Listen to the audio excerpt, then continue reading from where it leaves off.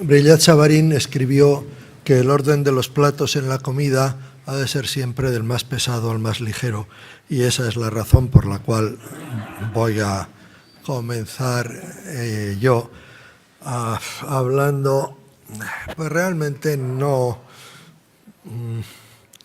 de lo que debía, como siempre me parecería como de mal gusto hablarles aquí de bioquímica o de estas cosas. Bueno, algo les voy a hablar de bioquímica. Bueno, sobre todo les voy a...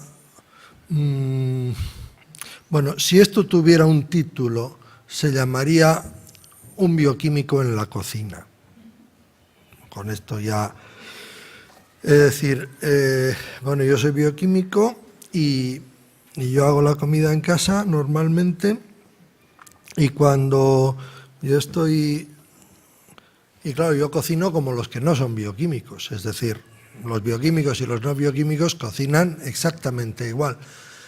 Solo que los bioquímicos piensan unas cosas rarísimas mientras cocinan. Si están distraídos, no, pero si están pensando, ¿no? Quiero decir, si uno está friendo un huevo, pues claro, está friendo un huevo, lo fríe igual, ¿no? Que sea bioquímico o radiólogo o yo qué sé.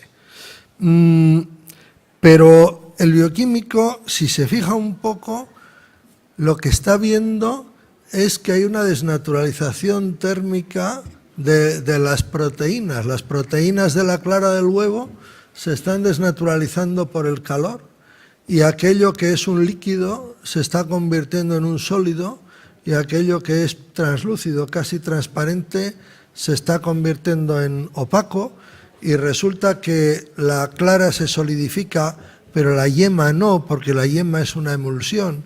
Pero si realmente a uno se le va la mano, también acaba por solidificarse la yema porque se rompe la emulsión. Bueno, hay una serie de...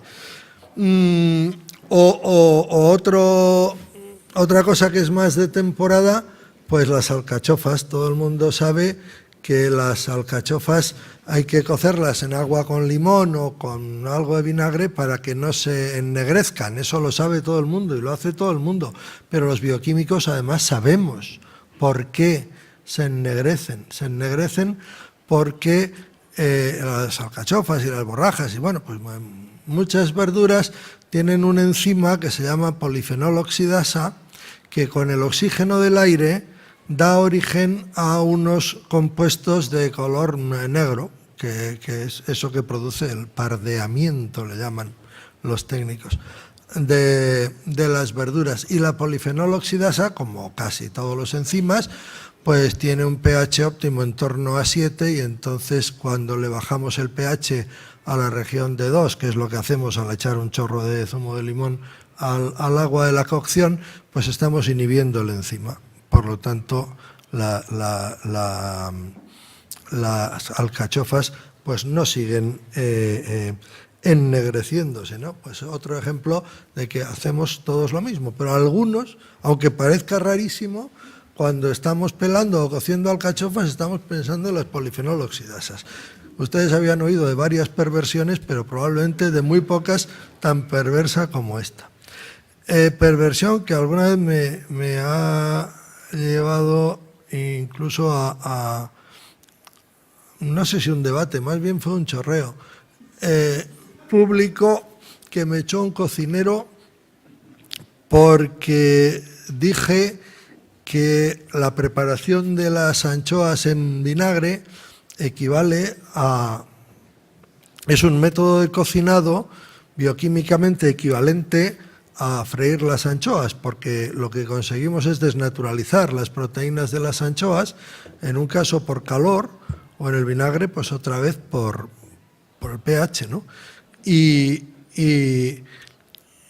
salió allí un señor, que menos mal que era amigo mío, porque, pero hombre, pero es que me estás destruyendo todo, es que ¿cómo vas a cocinar lo que se hace en frío? Cocinado siempre se ha dicho por calor y tal. Bueno, yo no tengo la culpa, yo qué sé.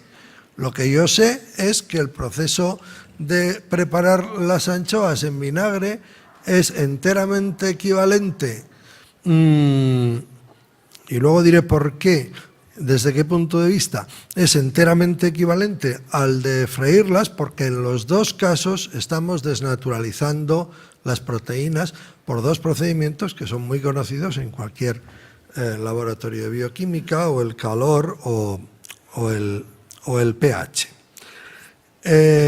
Más adelante diré exactamente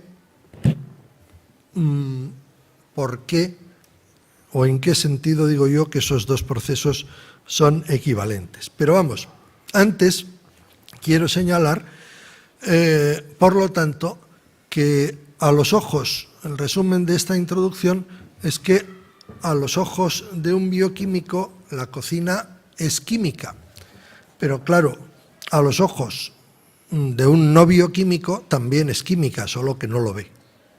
La cocina es química porque la vida, o si quieren física y química, porque la vida es física y química. Los procesos vitales son procesos físico-químicos, solo son procesos físico-químicos.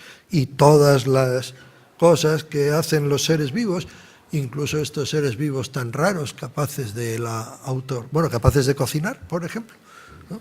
Hay solo una especie que cocina, no necesito decirlo. Pues todas estas cosas que hacen los seres vivos son procesos físico-químicos. Por eso es muy divertido, donoso disparate, diría Don Quijote, eso que dicen, no, pues si es que estos alimentos modernos, estas cosas, eso es todo química, como si una lechuga fuera, pues no sé, filosofía o matemáticas. No, es que la lechuga, gracias a Dios, es química, muy bien organizadita, pero la lechuga es química. Y cuando me hablan de agricultura orgánica, pues entonces ya me puedo reír bastante, porque eso hace pensar que hay alguna agricultura inorgánica. Bueno, a lo mejor toda la agricultura es inorgánica porque al fin y al cabo las plantas son muy habilidosas convirtiendo sustancias desesperadamente inorgánicas como el CO2 y el nitrógeno y el agua en cosas apetitosamente orgánicas como las alcachofas antes mencionadas. Pero claro, pues esto son disparates que se perpetúan. Yo no he visto, me gustaría verlo, y desde luego sería muy divertido hacer una cata ciega de esos tomates de aspecto asqueroso y medio comidos de bichos que los venden a un precio fantástico porque son de agricultura biológica, y compararlos con esos otros que suelo comprar yo y que, bueno, sin más, están mucho mejores. Claro, es que cuando uno se pone a pensar en estas cosas, pues por una parte, pues la verdad es que surge o se intensifica más bien una cierta tendencia melancólica que uno tiene sobre las capacidades mentales de la especie humana, ¿no? Claro, los productos de agricultura biológica nos garantizan y nos aseguran que no tienen pesticidas, fungicidas ni ningún cida de esos, cosa que es estupenda, porque están así de hongos que producen fumonisinas a unos niveles que desde luego superan en órdenes de magnitud a lo que está permitido por la regulación sanitaria de los productos normales. Estos tienen bula, porque claro, son muy sanos, porque son de agricultura biológica. Y claro, lo peor es que esos niveles de fumonisina se han medido. Y bueno, ahí están, que les aprovechen. Bien, por cierto, voy a hablar solo 5 minutos más o así, ¿eh? Yo espero que luego ustedes hagan preguntas y, bueno, 5 o 10 máximo. El otro punto que quiero tocar, simplemente para que, no sé, sugerir comentarios. La cocina y la biología.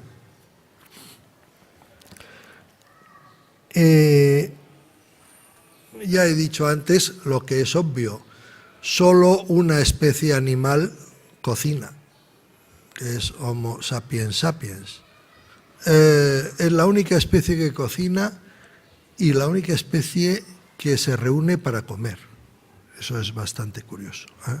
Hay algunas especies que se reúnen, bueno, pues atraídos por cuando hay un venado grande y el león es pequeño, pues se reúnen varios leones. Pero voluntariamente es la única especie que se reúne para comer. Pero hay, dijo Dobzhansky, que la biología solo se entiende desde el punto de vista de la evolución, y aquí pues nos ocurre lo mismo. La especie humana es la única especie que cocina, y desde luego la cocina fue uno de los factores principales que permitió la evolución de la especie humana. La cocina permitió, como veremos enseguida, una más fácil digestión de los alimentos, por lo tanto, mucho mejor aprovechamiento de los alimentos. La cocina permitió conservar los alimentos durante más tiempo y, por lo tanto, la cocina fue un factor extraordinariamente importante en la evolución de la especie humana. Yo me he preguntado muchas veces cómo empezaría la cocina. Supongo que alguien tenía tanto hambre que encontró un bicho achicharrado en un incendio de estos y se lo comió haciendo de tripas corazón, y luego resultó que estaba buenísimo, ¿no?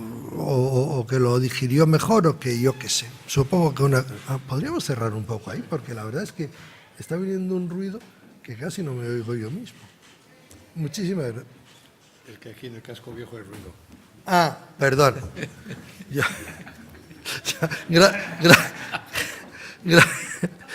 Gracias por la información. Bien, entonces quería dejar señalado otro punto que quería dejar señalado: la cocina como marca de la especie humana y la cocina como un factor extraordinariamente importante en la evolución de la especie.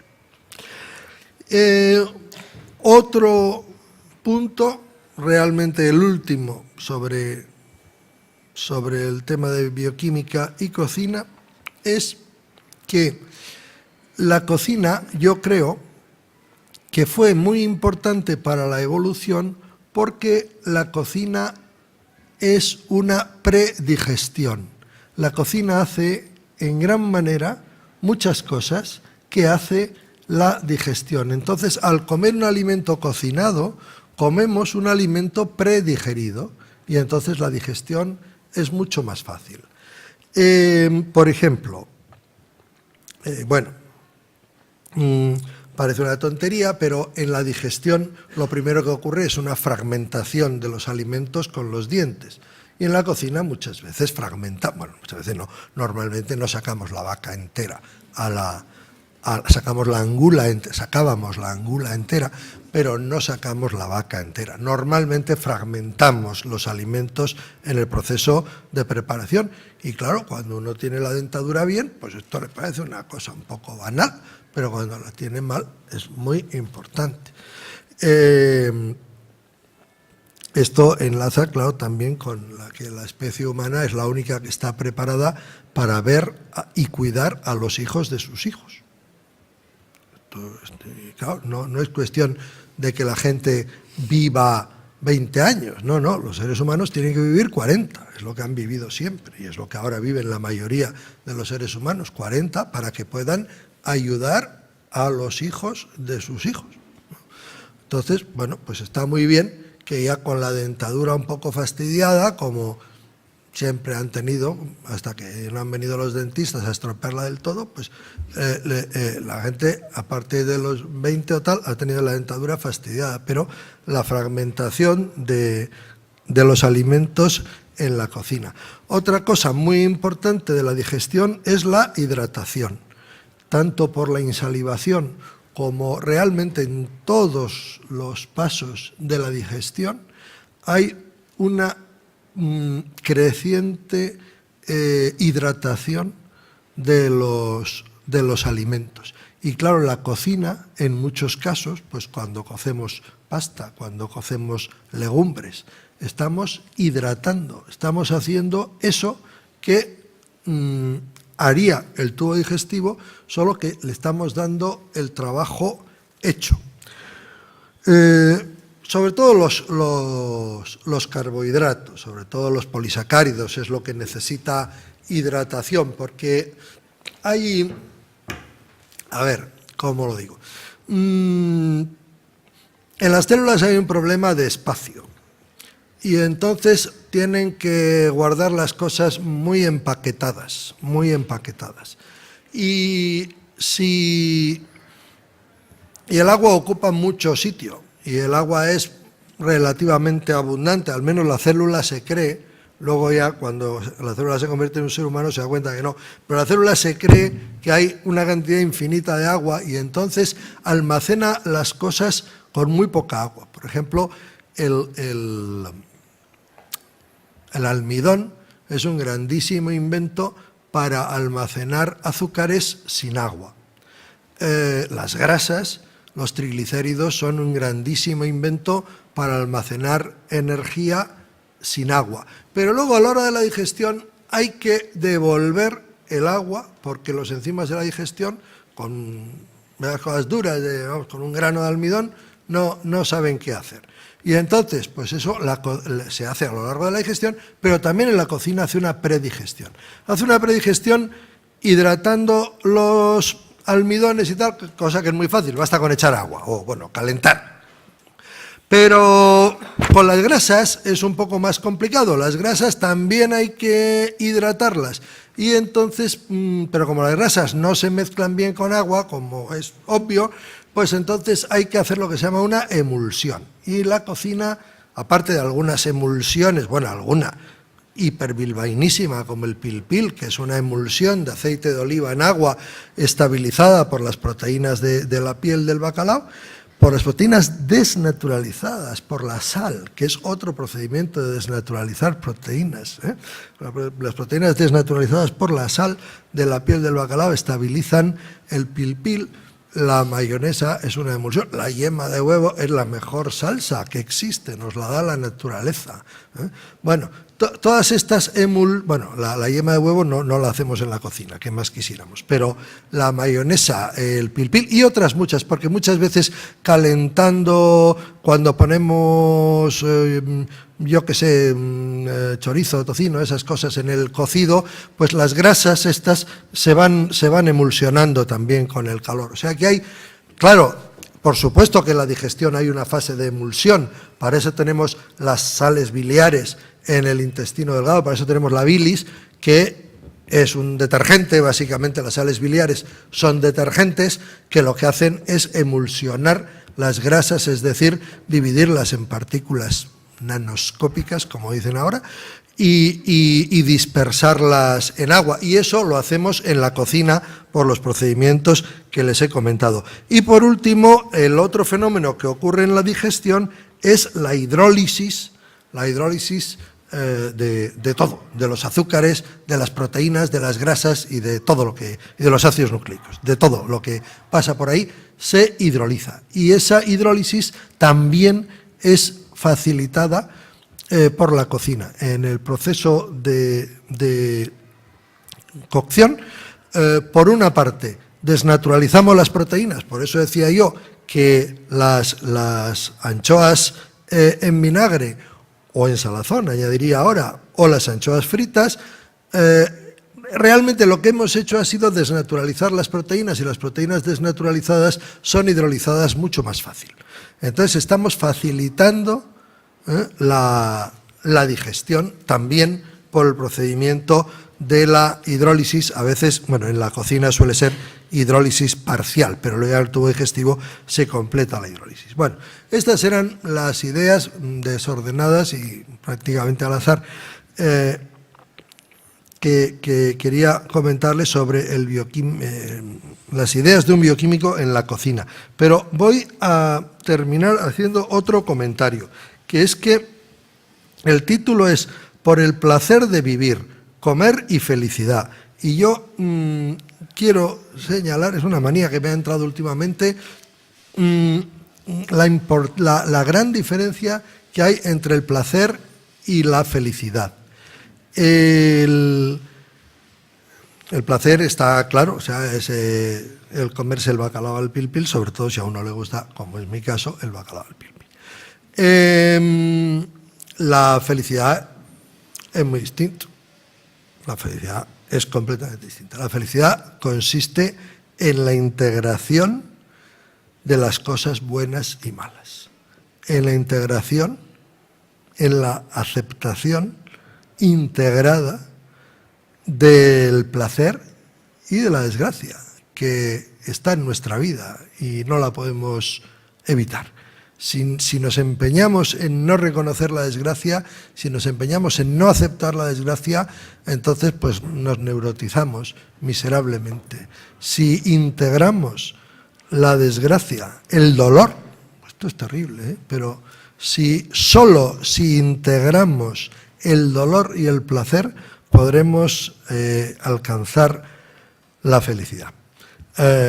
Bueno, amén, o sea, no sé. Bien, yo hasta aquí he llegado.